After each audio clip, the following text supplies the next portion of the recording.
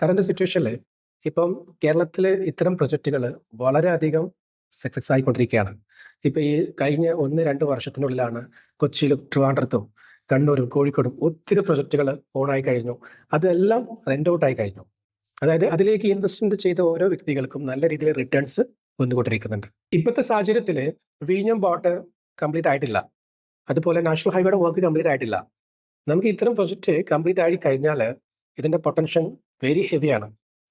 ഇത് മനസ്സിലാക്കി പോർട്ടിന്റെ അടുത്തായിട്ടുള്ള തമിഴ്നാട് 1500 ഏക്കറിനകത്താണ് ഇത്തരം പ്രൊജക്റ്റുകൾ നടന്നുകൊണ്ടിരിക്കുന്നത്. നമ്മുടെ കേരളത്തിൽ ആകെ 600 ഏക്കറയാണ് ഗവൺമെന്റിന് കണ്ടെത്താൻ പറ്റിയത് വൈറസ് പ്രൊജക്റ്റിലേക്ക് വേണ്ടിയിട്ട്. ഇപ്പൊ ഗവൺമെന്റിന്റെ പ്രൊജക്റ്റ് തന്നെ ഒത്തിരി വരുന്നുണ്ട്. എല്ലാ ഭാഗത്തേക്കും ഒരുപാട് പ്രൊജക്റ്റുകൾ നടന്നുകൊണ്ടിരിക്കുന്നുണ്ട്. ഒത്തിരി ലാൻഡ് അതിലേക്ക് എടുത്തിട്ടുണ്ട്. ഇനി ഒരുപാട് പ്രൊജക്റ്റുകൾ നടക്കുന്നുണ്ട്. ഇത്തരം പ്രൊജക്റ്റിലേക്ക് ഇൻവെസ്റ്റ്മെന്റ് ചെയ്യുന്ന സമയത്ത് കുറച്ച് കാര്യങ്ങൾ ശ്രദ്ധിക്കാതെ നമ്മൾ ഇൻവെസ്റ്റ്മെന്റ് ചെയ്ത് കഴിഞ്ഞാൽ നമുക്കത് വലിയ രീതിയിൽ ലോസ് സംഭവിക്കാം. അതിൽ ഒന്നാമത്തെ പോയിന്റ് വെഹിക്കിൾ ആക്സസ് ആണ്. ഒരു 40 ഫീറ്റ് കണ്ടെയ്നറിന് ഈസി ആയിട്ട് ആക്സസ് ചെയ്യാൻ പറ്റുന്ന ഒരു ലൊക്കേഷൻ ആയിരിക്കണം നമ്മൾ ചൂസ് ചെയ്യേണ്ടത്. അത് വളരെ നിർബന്ധമായിട്ടുള്ള കാര്യമാണ്. എക്സ്പെഷ്യലി നമുക്കൊരു 5000 സ്ക്വയർ ഫീറ്റ് മുകളിലേക്ക് വരുന്ന ഏതൊരു വെയർ ഹൗസിനും ഒരു 40 ഫീറ്റ് കണ്ടെയ്നർ വന്നു പോകാനുള്ള ആക്സസ് ആയിട്ടുള്ള ഒരു ഏരിയ ആയിരിക്കണം. അതുപോലെ സോൺ വളരെ ഇമ്പോർട്ടൻ്റ് ആണ്. അവിടെ ഇത് വന്നു കഴിഞ്ഞാൽ ഏതെങ്കിലും രീതിയിൽ ബുദ്ധിമുട്ടുണ്ടാവാനുള്ള ചാൻസ് ഉണ്ടെങ്കിൽ അത് ബുദ്ധിമുട്ടായിരിക്കും. അത് അല്ല എന്നുണ്ടെങ്കിൽ നമ്മൾ അത്തരം സോണിലേക്ക് മാറ്റേണ്ടതായിട്ട് വരും.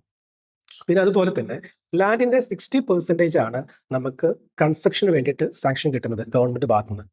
ബാക്കി 40% പാർക്കിംഗ്, അൺലോഡ്, അത്തരം യൂട്ടിലിറ്റിക്ക് വേണ്ടിയിട്ട് നമ്മൾ വിട്ടുകൊടുക്കണം.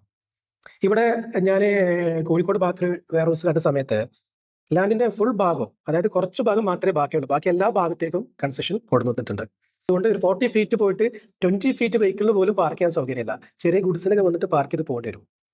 വലിയ എമൗണ്ട് ഇൻവെസ്റ്റ്മെന്റ് ചെയ്ത് കിട്ടിയ ഒരു വെയർ ഹൗസ് ആണ്. പക്ഷെ അതിനകത്ത് ഇത്തരം ഒരു മിസ്റ്റേക്ക് കൊണ്ട് ആ ഇൻവെസ്റ്റ്മെന്റ് മൊത്തം നമുക്ക് ലൂസായി പോകുന്ന ഒരു സാഹചര്യമാണ് നിലവിൽ. ഒരു ലാൻഡിന്റെ 60% ആണ് നമുക്ക് യൂസ് ചെയ്യാൻ പറ്റുന്നത്. അതായത് 1 ഏക്കർ ലാൻഡ് നിങ്ങൾക്ക് ഉണ്ടെങ്കിൽ 25,000 സ്ക്വയർ ഫീറ്റ് വരെ നമുക്ക് അതിനകത്ത് പണിയാൻ പറ്റും. ഇനി 20 സെന്റ് ലാൻഡാണ് നമുക്കുള്ളെങ്കിൽ അതിൽ 5000 സ്ക്വയർ ഫീറ്റ് വരെ നമുക്ക് കെട്ടാം. അങ്ങനെയാണ് അതിൻ്റെ ഒരു സ്ട്രക്ചർ ചെയ്യേണ്ടത്. അതുപോലെ ഒരു വർക്കിംഗ് ഫ്ലോ മാച്ച് ചെയ്യുന്ന ഒരു ലേഔട്ട് കൊണ്ടുവരിക എന്നുള്ളത്, ഞാൻ നേരത്തെ പറഞ്ഞ പോലെ ഈ ട്രക്സ് വരുന്ന സമയത്ത് ലോഡ് ചെയ്യാനും അൺലോഡ് ചെയ്യാനും കറക്റ്റ് ആയിട്ടുള്ള പോയിന്റുകൾ കൊടുക്കണം. വെഹിക്കിളിന് ഇപ്പൊ ഫ്രണ്ടിൽ ലോഡിംഗ് പേ ഉണ്ട്, സൈഡിലുണ്ട്, ബാക്കിലുണ്ട്. ചില സാഹചര്യത്തിൽ ഇപ്പൊ ബാക്കിലേക്ക് ഒരു വാഹനം പോകണമെങ്കിൽ ഫ്രണ്ടിലെ വണ്ടി മാറി കൊടുക്കേണ്ടി വരും. അങ്ങനെ സാഹചര്യം ഉണ്ടായിട്ടുണ്ട്. അപ്പോൾ അങ്ങനെ നിൽക്കുന്ന സാഹചര്യത്തിൽ നമുക്ക് അതിന്റെ പ്രശ്നം എന്തെന്ന് ചോദിച്ചാൽ അവിടെ നല്ലൊരു വർക്ക് ഫ്ലോ ഉണ്ടാവില്ല. നമ്മൾ ഓപ്പറേഷൻ നമുക്ക് ലോസ് ആയിട്ട് പോകും. ഓപ്പറേഷന് നമുക്ക് ഡാമേജ് വരും. പ്രോപ്പർ ആയിട്ടുള്ള എൻട്രി എക്സിറ്റും ചെയ്യാൻ സാധിക്കണം. ഒരു 40 ഫീറ്റ് വെഹിക്കിൾ കയറി അതിനെ റിട്ടേൺ ചെയ്യാനുള്ള സൗകര്യം കൂടി നമ്മൾ അതിനകത്ത് ഒരുക്കി കൊടുക്കണം. ഇങ്ങനെ വരുന്ന സമയത്താണ് നമുക്ക് ഒരു കറക്റ്റ് ആയിട്ടുള്ള ടെൻഡന്റിലേക്ക് നമുക്ക് എത്താൻ പറ്റത്തുള്ളൂ ഇത്തരം വെയർ ഹൗസുകൾ. കാരണം ഇവിടെ നമുക്ക് ടൈം സേവിങ് ചെയ്യാൻ പറ്റും, അതുപോലെ ഫ്യൂൽ സേവ് ചെയ്യാൻ പറ്റും. വലിയ കമ്പനികൾ, ഇപ്പം MNC പോലെയുള്ള കമ്പനികൾ, അതല്ലെങ്കിൽ നാഷണലൈസ്ഡ് ആയിട്ടുള്ള കമ്പനികൾ ഇത്തരം കാര്യങ്ങൾ നോക്കിയിട്ടാണ് വെയർ ഹൗസ് ചൂസ് ചെയ്യുന്നത്. അപ്പം ഒരു വെയർ ഹൗസ് നമ്മൾ പണിത് കഴിഞ്ഞ് അതിലേക്ക് ഒരു ടെൻഡനെ നോക്കുന്ന സമയത്ത് നമുക്ക് റൈറ്റ് ടെൻഡനെ കിട്ടണമെങ്കിൽ ഈ കാര്യങ്ങൾ നമ്മൾ സൂക്ഷിക്കണം, ശ്രദ്ധിക്കണം. അതുപോലെ സേഫ്റ്റി കംപ്ലൈൻസ്, നമ്മൾ ഫയർ ആൻഡ് സേഫ്റ്റി കൊടുക്കുന്ന സമയത്ത് ഫയർ ആൻഡ് സേഫ്റ്റി കൊടുക്കാതെ ചെയ്യുന്ന ആളുകളുണ്ട്.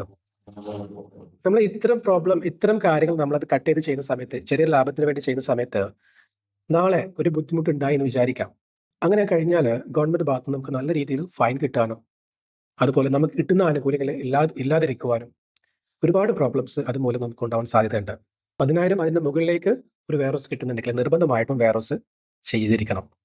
അതല്ല അതിന്റെ താഴേക്കാണെന്നുണ്ടെങ്കിൽ 10,000 സ്ക്വയർ ഫീറ്റിന് താഴേക്കാണെന്നുണ്ടെങ്കിൽ ഡിപ്പെൻസ് ചെയ്യാതിരിക്കാം. വരുന്ന ടെനന്റിനെ ഡിപ്പെൻഡ് ചെയ്തുകൊണ്ടിരിക്കും.